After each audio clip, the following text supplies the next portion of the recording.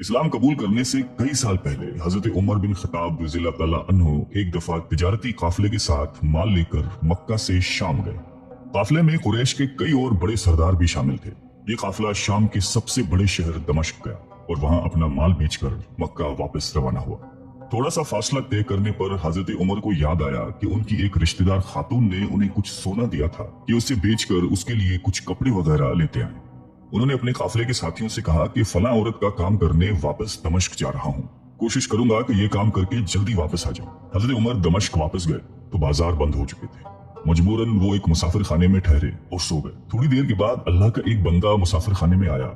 उसने हजरत उमर को जगाया और अपने साथ अपने घर ले आया। ये बात वाज़ेह नहीं थी कि वो शख्स हजरत उमर को पहले से जानता था या उनके वालिद खत्ताब से उनकी वाकफियत थी। उन्होंने हजरत उमर की बड़ी खातिर मदारत की। खाना खाकर तो वो सो गए और उनका मेजबान रात भर इबादत करता रहा। सुबह को हजरत उमर बेदार हुए तो उनके मेजबान ने कहा कि अकेले बाजार मत जाना, बाजार में लुटेरे अक्सर मुसाफिरों को लूटते रहते हैं, मेरे साथ चलना। ये कहकर वो सो गया क्योंकि रात भर जाग रहा था। हजरत उमर ने उसे जगाना मुनासिब नहीं समझा और अकेले ही बाजार चले गए। अभी बाजार खुला भी नहीं था, वो बाजार खुलने का इंतजार करने लगे। कुछ देर के बाद एक ईसाई पादरी अपने नौकरों के साथ आया और हजरत उमर की तरफ इशारा करके अपने नौकरों को हुक्म दिया कि इस शख्स को पकड़ लो, ये गिरजे का काम बहुत अच्छी तरह से कर लेगा। उस जमाने में हजरत उमर बड़े तनोमन पहलवान थे। पादरी के नौकरों ने उसको पकड़ लिया और एक पुराने गिरजे में ले गए। पादरी ने उसको एक हथौड़ा दिया और उसको गिरजे की एक दीवार तोड़ने पर लगा दिया। ऐसा मालूम होता था कि वो इस जगह पर एक नया गिरजा बनवाना चाहता था। हजरत उमर दिन भर काम करते रहे। कहीं शाम को जाकर छुट्टी मिली, वो थके हारे वापस मुसाफिर खाने में आकर बैठ गए। पहले ही दिन वाला नेक आदमी फिर आया और उसने पूछा कि आप किधर चले गए थे। हजरत उमर ने उसे सारा किस्सा बता दिया। वो शख्स आज भी उनको अपने घर ले गया और उनकी बड़ी खातिर मदारत की और उन्हें ताकीद की कि कल बाजार जाते वक्त मुझे साथ ले जाना। उसके बाद वो इबादत में मशगूल हो गया और हजरत उमर सो गए।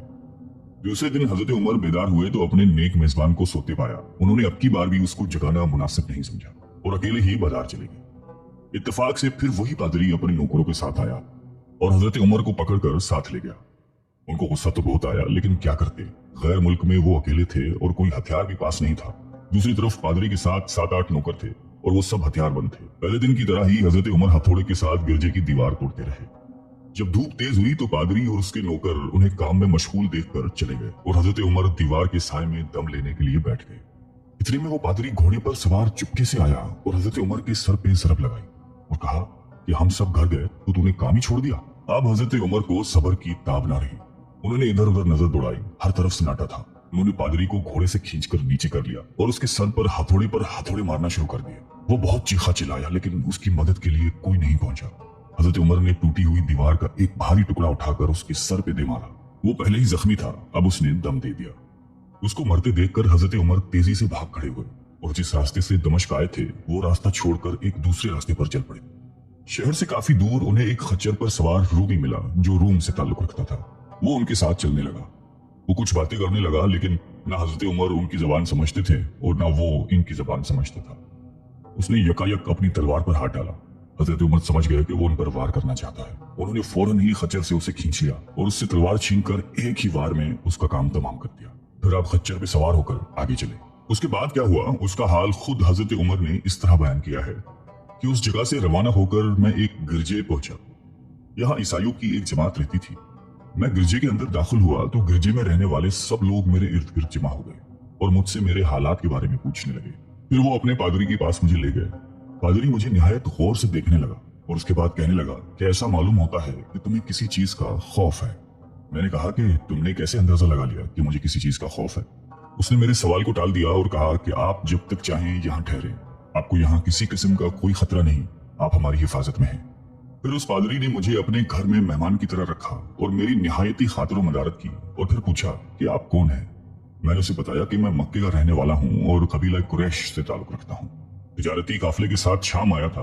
तिजारत का माल बेचने के बाद एक जरूरी काम के लिए मुझे अपने काफिले से जुदा होकर वापस दमिश्क जाना पड़ा।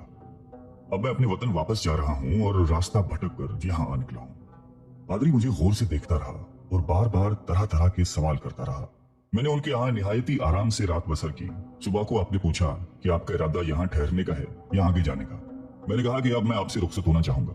ये सुनकर पादरी ने अपना एक शानदार गधा, जो बड़ा खूबसूरत और निहायती तेज रफ्तार था, ले आया। उस गधे की पीठ पर खाने की मजेदार चीजें और कीमती तोहफे भरे हुए थे और फिर कहने लगा कि आप इस गधे पर सवार हो जाएं और चल पड़ें। रास्ते में आपका गुजर किसी ईसाई के मकान के पास से होगा तो वो आपको इस गधे पर सवार देखकर आपकी बेहद ताजीम करेगा और आपकी खातिर मदारत में कोई कसर नहीं छोड़ेगा। ये कहकर पादरी ने मेरा हाथ पकड़ा और तन्हाई में लेकर कहने लगा कि ए उमर, आप पर मेरा हक वाजिब हो गया। मैंने कहा बेशक। उसने कहा आपका ताल्लुक एक मौजिज कौम से है, मेरी आपसे एक गर्ज है। मैंने कहा कि आप बयान कर ले, लेकिन हैरत की बात है कि आप जैसा बड़ा आदमी मुझ जैसे परेशान हाल मुसाफिर से कोई गर्ज रखता। उसने बड़े यकीन भरे लहजे में कहा कि सुने, मैं एक ऐसा आदमी हूं जिससे अल्लाह ने आसमानी किताबों का इल्म अता किया है। मैंने आपकी जात में बहुत सी ऐसी निशानियां देखी हैं जो ये जाहिर करती हैं कि जब एक मुकर्ररा मुद्दत पूरी हो जाएगी तो हालात में जबरदस्त तब्दीली आएगी। उस वक्त आप हमारे मुल्क के हाकिम बन जाएंगे और यहाँ के सब शहरों में आप ही का हुक्म चलेगा। उसके बाद पादरी ने अपनी जेब से दवात, कलम और कागज निकाल कर कहा कि मेरी गरज यह है कि आप इस कागज पर लिख दें कि इस गिरजे और इसकी जायदाद पर किसी किस्म का कोई मौसूल लागू नहीं किया जाएगा। मैंने हैरान होकर पादरी से कहा कि आप मुझसे मजाक तो नहीं कर रहे? उसने कहा कि कसम है उस जात की जिसने ईसा अलैहिस्सलाम पर इंजील नाजिल फरमाई, मैं जो कुछ कह रहा हूं वो बिल्कुल सच है। आप मेहरबानी करें और मेरी दरख्वास्त कबूल फरमाएं।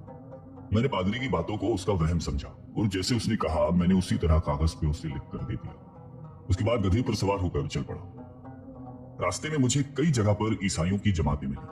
उन्होंने मुझे एक पादरी के गधे पर सवार देखकर मेरी बड़ी खातिर मदारत की। मैं इस तरह जगह जगह ईसाइयों का मेहमान बनता तबूक तक पहुंच गया। अल्लाह की शान, जिस तिजारती काफिले के साथ में गया था वो काफी देर मेरा इंतजार करने के बाद उसी जगह से चल पड़ा था जहां मैंने उसे छोड़ा था और अब तबूक में एक कुएं के करीब डेरा डाले हुए थे। काफिले वाले मेरे साथी मुझे देखकर मेरी तरफ दौड़ पड़े और मुझसे मिलकर बहुत खुश हुए और कहने लगे कि इब्ने खत्ताब, हम लोग तुम्हारा इंतजार करते करते बिल्कुल मायूस हो गए तो हमने इस मकाम को कूच कर दिया जहां से तुम वापस दमिश्क गए थे, मगर तुम्हारे बारे में हम सख्त परेशान थे। ये तो बताओ कि इतने दिन तुम कहाँ रहे?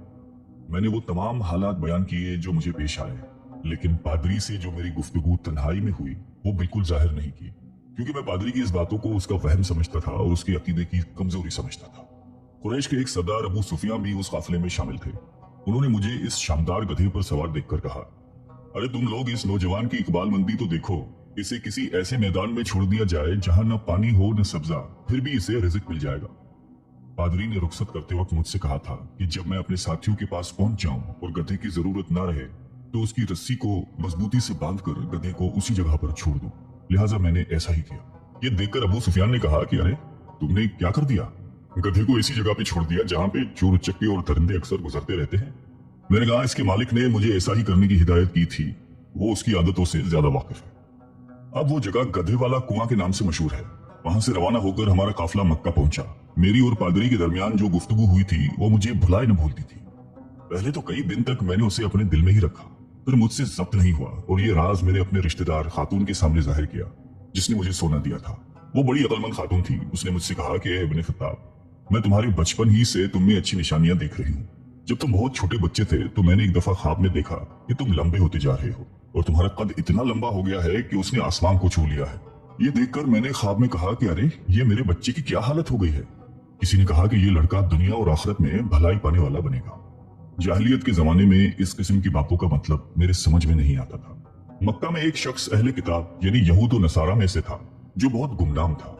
आम लोग तो उससे वाकिफ भी नहीं थे, लेकिन कुरैश के कुछ सरदार उसे पहचानते थे और उसकी बहुत इज्जत करते थे। एक दिन दोपहर के वक्त मैं उसके यहाँ गया और उससे जाकर कहा कि मैं आपसे चंद बातें करना चाहता हूँ और चाहता हूँ कि आप उनको अपने दिल में राज बनाकर रखें और किसी के सामने जाहिर ना करें।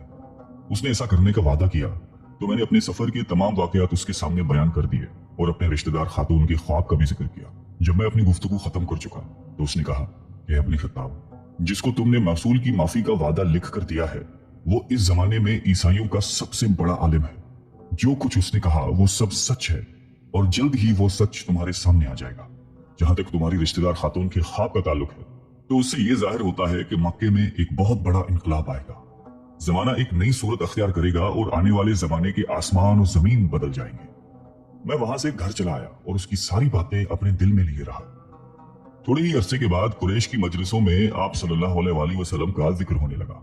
ये लोग इस बात पर चिढ़ते थे कि मोहम्मद सल्लल्लाहु अलैहि वसल्लम अपने आप को अल्लाह का रसूल कहते हैं, लोगों को बुतों की पूजा करने से मना करते हैं और एक अल्लाह को मानने पर जोर देते हैं। जल्द ही अल्लाह ताला ने इस्लाम को जाहिर कर दिया और मुझे यकीन हो गया कि हालात वही सूरत अख्तियार कर रहे हैं जिसकी तरफ आसमानी किताबों के आलम शाम के पादरी ने इशारा किया था। नबूवत के छठे साल हजरत उमर ने इस्लाम कबूल कर लिया और रसूलुल्लाह सल्लल्लाहु अलैहि वसल्लम के जानिसार साथी बन गए। 11 हिजरी में आप सल्लल्लाहु अलैहि वसल्लम ने इस दुनिया से पर्दा फरमाया तो हजरत अबू बकर मुसलमानों के पहले खलीफा बने। 13 हिजरी में उन्होंने वफात पाई तो हजरत उमर खलीफा बने। उनके सफरनामे की रिवायत करने वाले रावी का बयान है कि हजरत उमर फारूक अपने खिलाफत के जमाने में शाम तशरीफ ले गए थे तो एक बहुत बूढ़ा आदमी जिसके बाल बर्फ की तरह सफेद हो चुके थे ईसाइयों की एक जमात के साथ उनकी खिदमत में हाजिर हुआ और अर्ज किया कि अमीरुल मोमिनीन, क्या आप मुझे जानते हैं? हजरत उमर ने फरमाया कि अगर आप शाम के फला नगर के पादरी हैं तो मैं आपको पहचानता हूँ। उसने कहा कि जी हाँ, मैं वही पादरी हूँ। हजरत उमर फारूक रज़ी अल्लाह तआला अन्हु ने फरमाया कि मैंने आपसे लिखकर जो अहद किया था वो आज भी कायम है। अल्लाह ताला ने अपने रसूल सल्लल्लाहु अलैहि वसल्लम के जरिए हमें इज्जत बख्शी। उन्होंने हमें अल्लाह ताला की पसंदीदा दीन इस्लाम की तरफ दावत दी और हमने ये कबूल की। आप ही ने मुझे इन बातों से आगाह किया था। अब आपको कौन सी चीज इस्लाम से कबूल करने से रोकती है? बूढ़े पादरी ने हजरत उमर की बातें सुनकर उसी वक्त अपने साथियों समेत कलमा पढ़कर इस्लाम की दौलत हासिल कर ली। अल्लाह ताला हम सबको क़ल्ब सलीम अता फरमाए और कुरान और हदीस पे चलने की तौफीक अता फरमाए। आमीन।